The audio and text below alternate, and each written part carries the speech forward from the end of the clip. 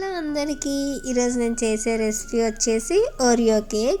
Oreo cake అనేది టేస్టీగా పర్ఫెక్ట్గా రావాలి అంటే ఎలా చేసేయాలో ఈ వీడియోలో చూసేయండి. నేనైతే ఇక్కడ 2 ఓరియో బిస్కెట్ ప్యాకెట్స్ అయితే తీసుకున్నాను.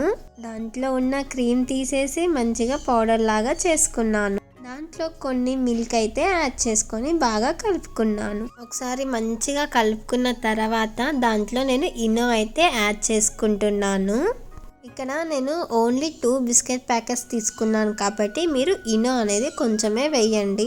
వీడియోలో చూపిస్తున్న విధంగా మంచిగా ఆ కన్సిస్టెన్సీ వచ్చే వరకు కలుపుకోండి.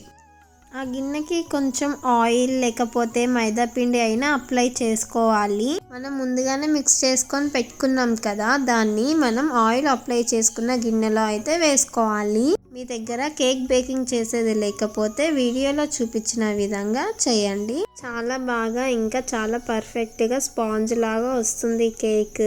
ఇక్కడ నేను పెద్ద గిన్నె తీసుకొని దాంట్లో కొన్ని వాటర్ వేసుకున్నాను. నెక్స్ట్ దీంట్లో గ్యాస్ మీద ఉండే ఒక స్టాండ్ లాంటిది పెట్టుకున్నాను.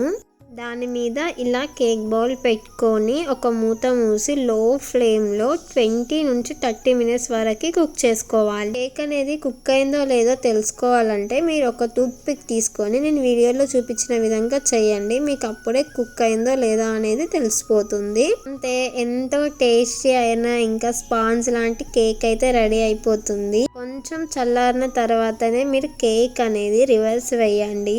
నేను అది చల్లారక ముందే వేసాను కాబట్టి కేక్ అనేది కరెక్ట్ షేప్ లో రాలేదు. ఇంకా మీరు గిన్నెకి కొంచెం ఆయిల్ అనేది ఎక్కువనే అప్లై చేసుకోండి. మీరు కూడా ట్రై చేసి ఎలా వచ్చిందో కామెంట్ చేయండి. బాయ్ అందరికి.